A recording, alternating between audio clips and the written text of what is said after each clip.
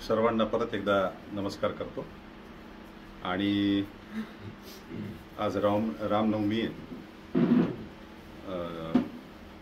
लहान मंडळी आणि विशेषतः मुली उपस्थित आहेत। रामनवमीच्या शुभेच्छा देतो। दुष्यंत कुमारवर बोलण्याच्या अगोदर नेहमी मला अनेक जण असा प्रश्न आजकाल विचारू लागलेत मागच्या 2 वर्षापासून की तुम्ही आजकाल कार्यक्रम फार कमी करायला लागले, दिसणं झाले, गाण्याचे कार्यक्रम कमी केले की काय वगैरे वगैरे वगैरे। तर तसं काही नाही आहे। मला दुष्यंत कुमारवर बोलण्याच्या अगोदर आणि दुष्यंत कुमारवर बोलणं झाल्याच्या नंतर 2 शेर सांगण्याची इच्छा आहे। ये संतोष,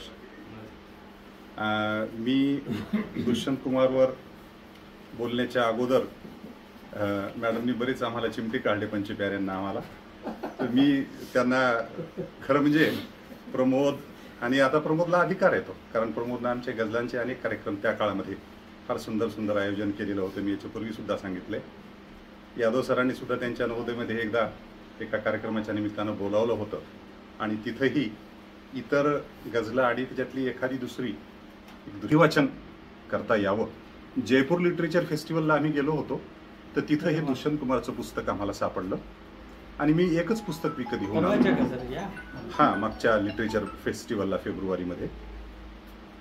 तर तो शेर असा आहे कि तेरे गम को तेरी चाहत की तरह रखा है, तेरे गम को तेरी चाहत की तरह रखा है, इस अमानत को अमानत की तरह रखा है, अपनी गजलों को बचा के रखा है तमाशों से बहुत, अपनी गजलों को बचा के रखा है तमाशों से बहुत, क्योंकि हमने इस फन को इबादत की तरह रखा है। म्हणजे गझलकडे एक इबादत म्हणून बघण्याचा जो एक दृष्टिकोन आहे या शायरचा, ते त्याला उत्तर होतं।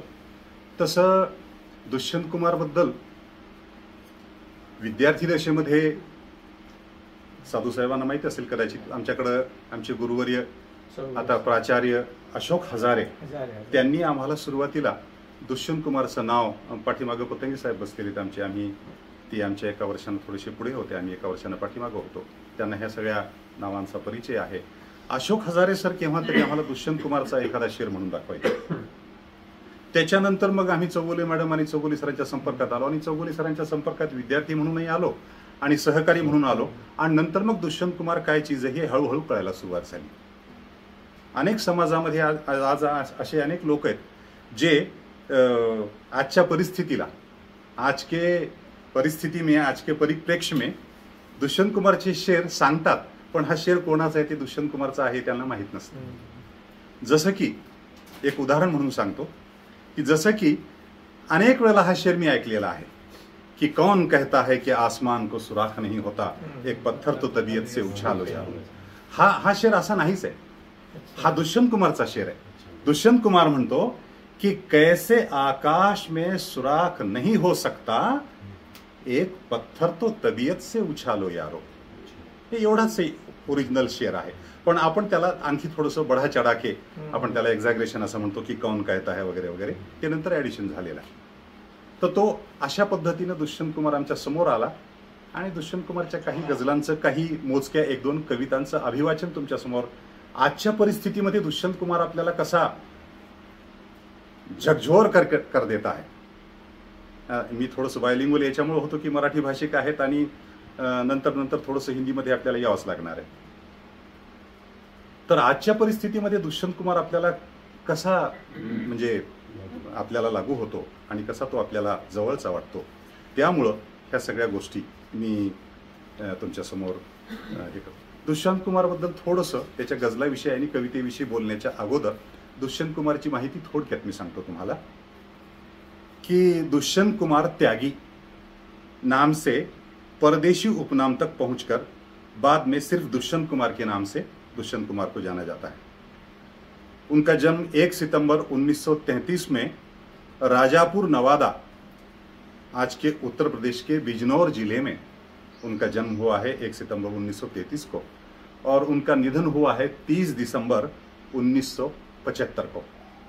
तो ये बड़ी सौभाग्य की बात है कि आज के इस साल में उनके निधन को 50 साल हो चुके हैं। उनकी शिक्षा इलाहाबाद विश्वविद्यालय से 1954 में उन्होंने एमए हिंदी किया। प्रारंभ में व्यवसाय के तौर पर उन्होंने प्रारंभ में खेतीबाड़ी से जुड़े रहे। शिक्षा पूरी करने के बाद आकाशवाणी से संबंध रहे। तदुपरांत आकाशवाणी छोड़कर मध्य प्रदेश शासन के अधिकारी हो गए और शिक्षा विभाग में कार्यरत रहे। दुष्यंत कुमारने जे मोजके आणि जे खूप ज्याला काय म्हणू आपण रेव्होल्युशनरी आहे, क्रांतिकारी पुस्तकं लिहिलेत, त्याच्यामध्ये त्यांच्या पुस्तकाचं नाव आहे सूर्य का स्वागत। दुसऱ्या पुस्तकाचं नाव आहे आवाजों के घेरे। या आवाजों के घेरे बद्दल हरिवंशराय बच्चननी फार सुंदर त्यांचं म्हणजे कौतुक केलं होतं। व्यक्ति और समष्टि की वेदना ये आवाजों के घेरे में है। तीसरा उनका जो पुस्तक है, किताब है, वो है एक कंठ विष पाई। उसके बाद का उनका किताब है जलते हुए वन का बसंत।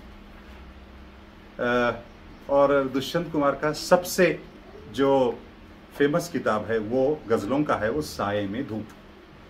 दुष्यंत की गजलों का कालजयी संकलन। इस संकलन ने हिंदी उर्दू गजल की दुनिया में हलचल मचा दी। दुष्यंत का नाम हर काव्य प्रेमी, व्यापारी, क्लार्क, अफसर, अध्यापक, प्राध्यापक की जुबान पर चढ़ गया और दुष्यंत की गजलों पर कई विश्वविद्यालय में शोध कार्य हो रहे हैं आज भी। तो दुष्यंत के बारे में मैंने वो तो पहला शेर कह दिया। दुष्यंत के बारे में ये जो संकलन है, ये जो संपादक है शेरजंग गर्ग बोल के, ये उनके दुष्यंत के वर्ड में ऐसे कहते हैं, यहाँ पर उन्होंने कहा है दुष्यंत कुमार ने कि उर्दू और हिंदी अपने अपने सिंहासन से उतरकर जब आम आदमी के पास लाती है तो उनमें फर्क कर पाना बहुत मुश्किल होता है।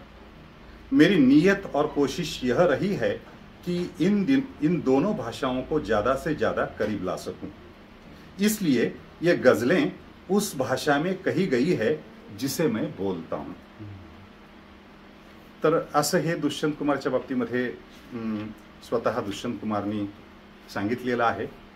एक दोन स्फुट कविता ज्या आहेत त्या मुक्तकातल्या कविता तुमच्या समोर मी सादर करतो आणि मग मूळ गझलांवर येतो। त्याच्यातल्या काही गझलांचं अभिवाचन करतो आणि शेवटी एखादी गझल, तुमची इच्छा तर असणारच आहे, एखादी गझल थोडीशी मी गाऊन दाखवतो तुम्हाला त्याच्यातली 2-3 शेर।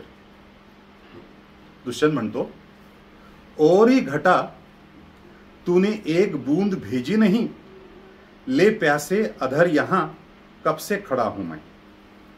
मेरी हर अग्नि तुझ तक पहुंचकर बनी है जल, सोचा तो होता याचक कितना बड़ा हूं मैं। दुसऱ्या एका कवितेमध्ये दुष्यंत कुमार असं म्हणतो कि मेले में भटके होते तो कोई घर पहुंच जाता, तो कोई घर पहुंचा जाता। मेले में भटके होते तो कोई घर पहुंचा जाता, हम घर में भटके हैं कैसे ठौर ठिकाने लगेंगे, कैसे ठौर ठिकाने आएंगे।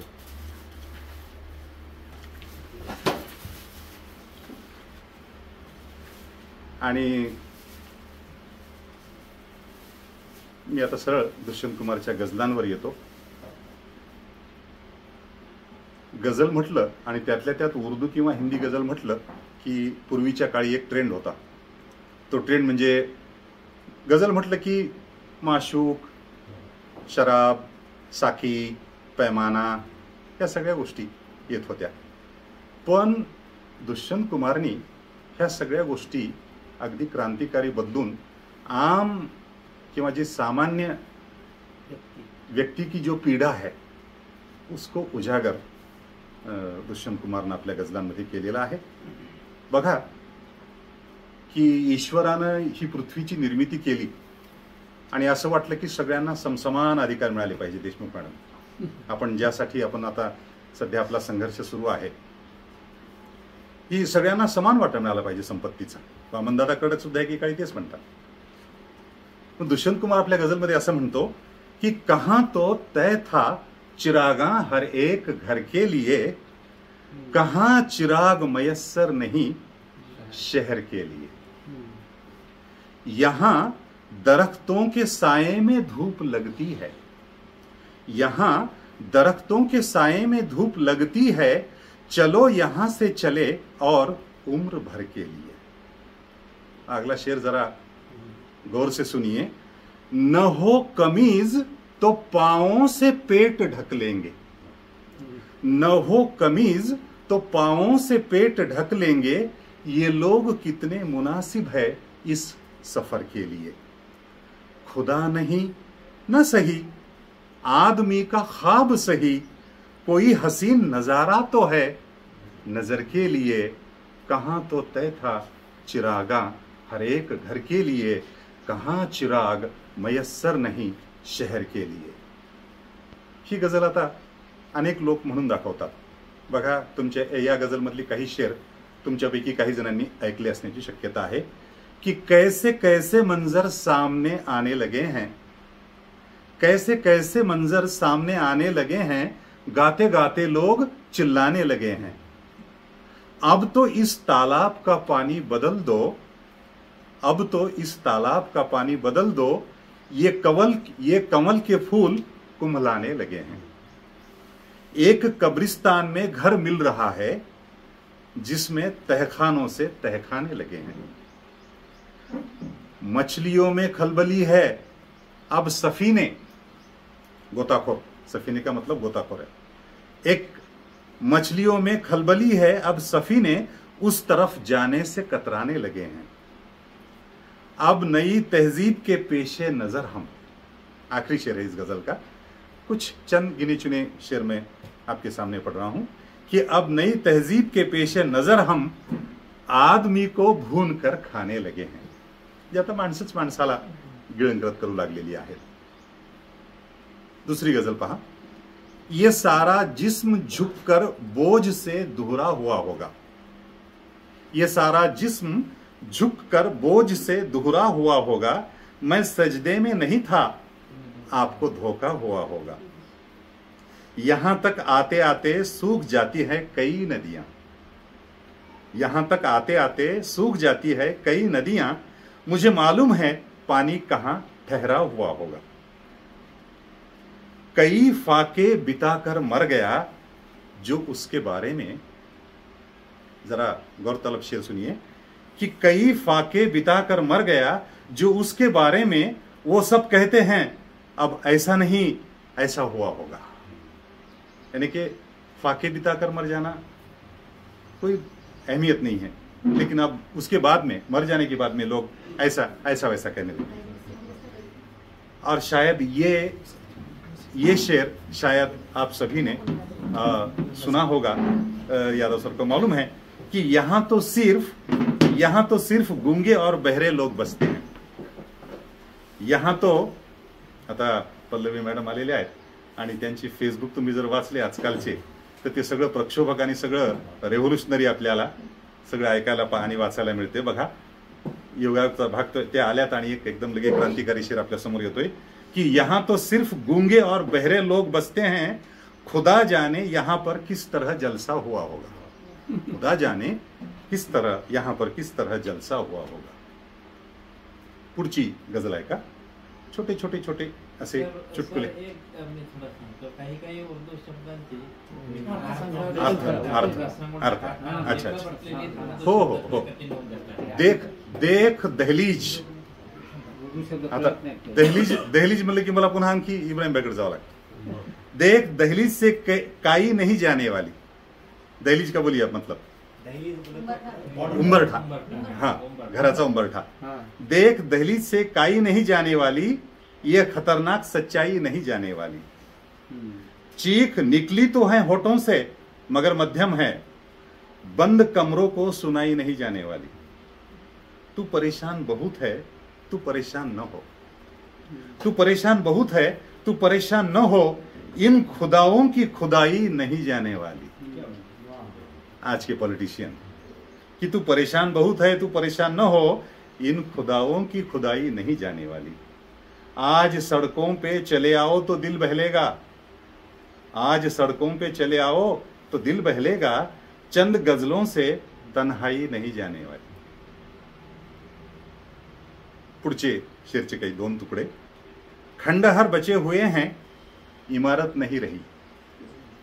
खंडहर थोड़ा तरन्नुम में गा के सुनाऊंगा.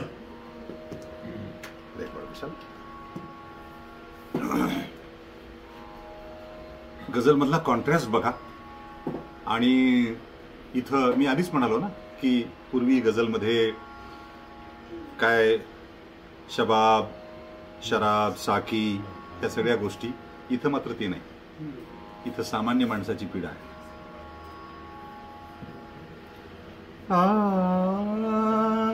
मैं जिसे ओढ़ता बिछाता हूँ,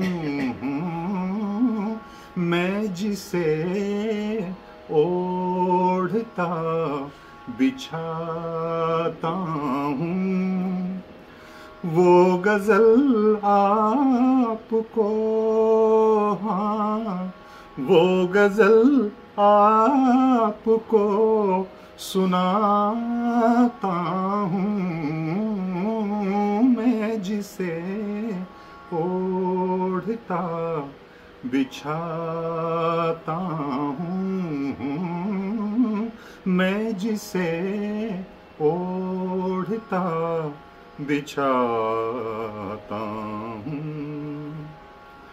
एक जंगल है तेरी आँखों में, एक जंगल है तेरी आँखों में, मैं जहाँ राह भूल जाता हूँ, मैं जिसे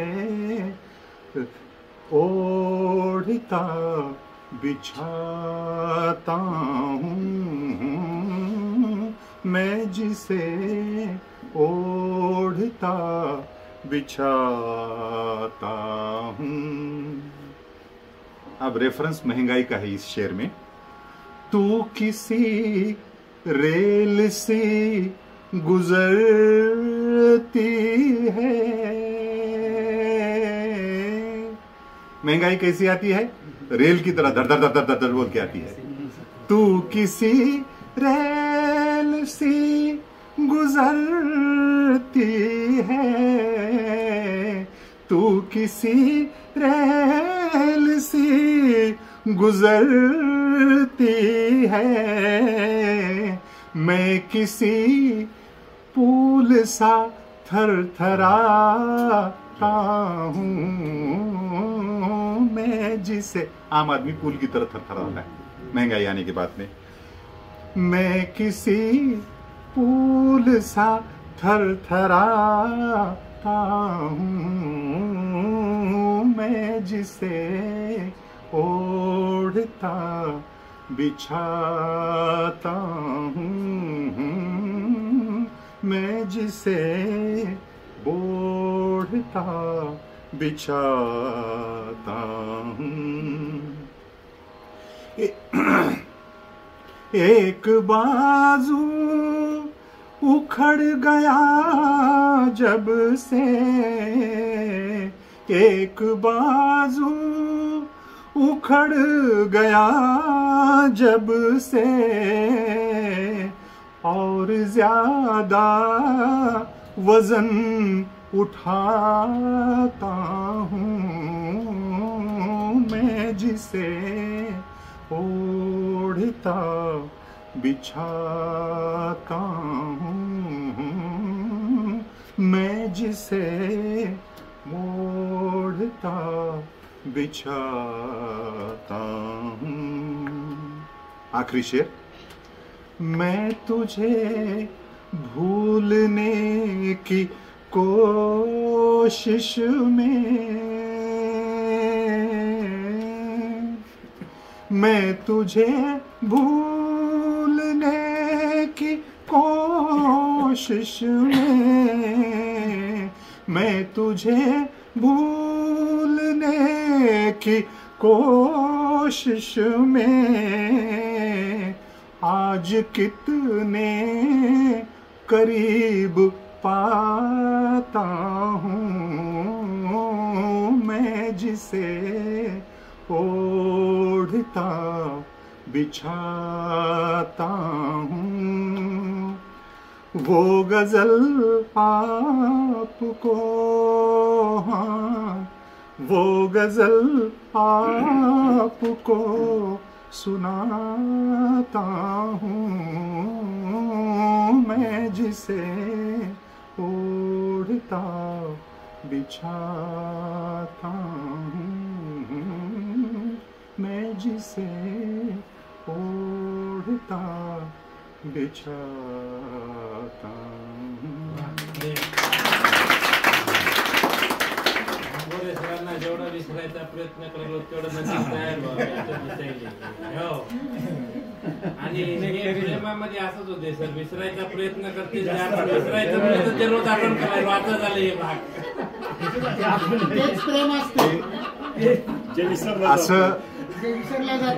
असं सगळं दुष्यंत कुमारच्या बाबतीमध्ये एक 30 ते 35 मिनिटांमध्ये मी निवडत तुमच्या समोर मांडलेला आहे. आजच्या परिस्थितीमध्ये दुष्यंत कुमार खूप क्रांतिकारी, आपल्याला अत्यंत जवळचा वाटणारा, आपल्या सर्वसामान्य माणसाच्या जीवनामध्ये रोजमर्रा की जिंदगी में दुष्यंत कुमारचा अंतर्भाव आपल्याला वाटतो.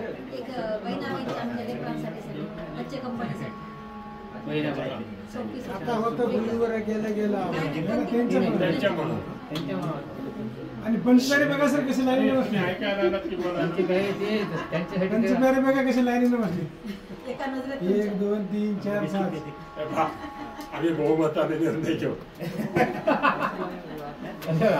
राजकारण काहीतरी बहुमत सहसा मोठाचं असतं.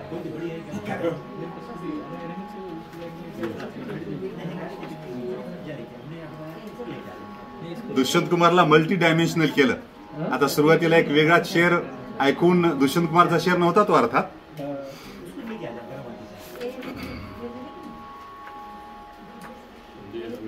आता समारोप जो आहे तो एका शेरनं करतो. मी सुरुवातीला सांगितलं की सुरुवातीला एक शेर म्हणतो आणि शेवटचा एक शेर म्हणतो. प्रसादजी आपल्यामधून जाऊन खूप दिवस झाले. प्रसादजींची आज आठवण येते. प्रसादजी अधूनमधून हा शेर सांगायचे, मी त्यांच्याकडून लिहून घेतलेला होता. आदमी में जहर इतना भर गया है, आदमी में जहर इतना भर गया है कि विषधरों का वंश सारा डर गया है. आदमी में जहर इतना भर गया है कि विषधरों का वंश सारा डर गया है. एक दिन तुम सुनोगे रास्ते में, आदमी के काटने से सांप कोई मर गया है. आदमी के काटने से सांप कोई मर गया है. इतकं क्रांतिकारी दुष्यंत कुमार आणि बहिणाबाई तुम्ही सगळ्यांनी ऐकून घेतली.